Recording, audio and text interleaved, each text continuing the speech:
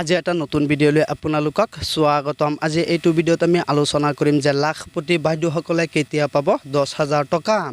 যিসকল নেকি আত্মসহায়ক গোটত আছে তেওঁলোকক 10,000 টকাকৈ প্ৰদান কৰিব বুলি কিছুদিন আগতে অসমৰ মুখ্যমন্ত্ৰী ডক্টৰ হিমন্ত বিশ্ব শৰ্মাই ঘোষণা কৰিছিল। আজিও উল্লেখ কৰিছে যে কেতিয়া তেওঁলোকে টকাটো লাভ কৰিব আৰু কোনে কোনে টকাটো লাভ কৰিব। অসমৰ মুখ্যমন্ত্ৰী ডক্টৰ হিমন্ত বিশ্ব শৰ্মাই কি ঘোষণা কৰিছে ভিডিঅ'ৰ লাষ্টত আমি আপোনালোকক শুনাই দিম।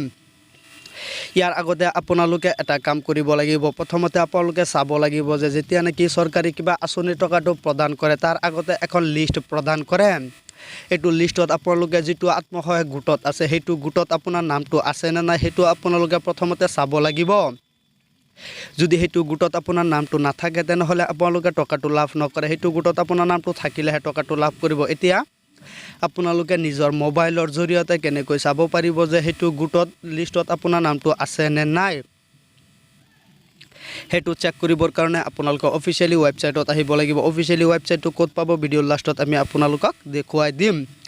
অফিচিয়েলি ৱেবছাইটত অহাৰ পিছত এনেকুৱাকৈ আহি যাব। এনেকুৱা অহাৰ পিছত আপোনালোকে ইয়াত চাব পাৰিছে আছাম বুলি দি আছে। ইয়াত আছামৰ ওপৰত ক্লিক কৰি দিব লাগিব। আছামৰ ওপৰত ক্লিক কৰি দিয়াৰ লগে লগে ইয়াত চাব পাৰিছে ডিষ্ট্ৰিক্টৰ নামকেইটা আহি যাব। তো ইয়াৰ পৰা আপোনালোকে প্ৰথমতে আপোনাৰ ডিষ্ট্ৰিক্টটো বাছি উলিয়াই ল'ব। ইয়াত যদি আপোনাৰ ডিষ্ট্ৰিক্টটো নাপায় তেনেহ'লে আপোনালোকে ইয়াত চাব পাৰিছে নেক্সট বুলি দি আছে। আপোনালোকে নেক্সটত ক্লিক কৰি দিব। ক্লিক কৰি দিয়াৰ পিছত ইয়াত আপোনালোকৰ ডিষ্ট্ৰিক্টৰ নামটো বিচাৰি ল'ব। ইয়াতো যদি আপোনালোকৰ ডিষ্ট্ৰিক্টৰ নামটো নাহে তেনেহ'লে আপোনালোকে আকৌ নেক্সটত ক্লিক কৰি দিব। নেক্সটত যেতিয়ালৈকে আপোনাৰ ডিষ্ট্ৰিক্টৰ নামটো নাহিব তেতিয়ালৈকে আপোনালোকে নেক্সট কৰি থাকিব। আপোনাৰ ডিষ্ট্ৰিক্টৰ নামটো আহি গ'লে আপোনাৰ ডিষ্ট্ৰিক্টৰ নামৰ ওপৰত আপোনালোকে ক্লিক কৰি দিব লাগিব। ক্লিক কৰি দিয়াৰ পিছত ইয়াত চাব পাৰিছে ব্লকৰ নামটো আহি যাব। আপোনালোকৰ ব্লকৰ নামটো ইয়াৰ পৰা আপোনালোকে বিচাৰি উলিয়াই আপোনাৰ ব্লকৰ নামৰ ওপৰত ক্লিক কৰি দিব লাগিব।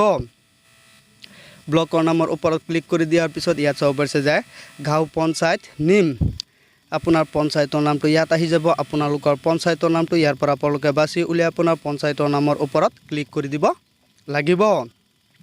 পঞ্চায়তৰ নামৰ ওপৰত ক্লিক কৰি দিয়াৰ লগে লগে ইয়াত চাব পাৰিছে ভিলেজ নেম আপোনাৰ গাঁৱৰ নামটো আহি যাব। আপোনাৰ গাঁৱৰ নামৰ ওপৰত আপোনালোকে ক্লিক কৰি দিব লাগিব।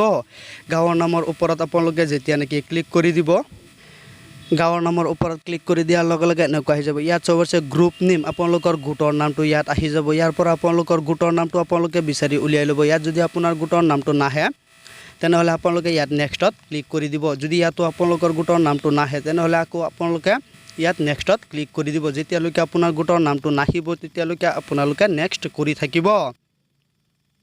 যেতিয়া আপোনালোকৰ গোটৰ নামটো আহি যাব আপোনাৰ গোটৰ নামৰ ওপৰত আপোনালোকে ক্লিক কৰি দিব লাগিব। যেতিয়া আপোনালোকে ক্লিক কৰি দিব তেতিয়া আপোনালোকৰ গোটৰ নামখিনি ইয়াত সকলোখিনি তথ্য ইয়াত আহি যাব। আপোনাৰ গোটৰ নেমটো আহি যাব, টাইপিং আহি যাব, ডেট অফ ফৰ্মেশ্যন ইয়াত সকলোখিনি ইয়াত আহি যাব। আহি যোৱাৰ পিছত ইয়াত চাব পাৰিছে আপোনাৰ লিষ্টটো আহি যাব।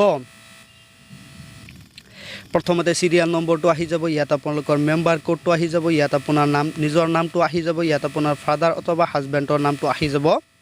সকলোখিনি তথ্য এনেকুৱাকৈ আহি যাব। ইয়াত যদি এইটো লিষ্টত যদি আপোনাৰ নামটো থাকে তেতিয়াহে আপোনালোকে টকাটো লাভ কৰিব আৰু যদি এইটো লিষ্টত আপোনাৰ নামটো নাথাকে তেনেহ'লে আপোনালোকে টকাটো লাভ নকৰে। সেইটো কাৰণে প্ৰথমতে আপোনালোকে আপোনাৰ মোবাইলৰ জৰিয়তে লিষ্টটো এবাৰ চাই লওক।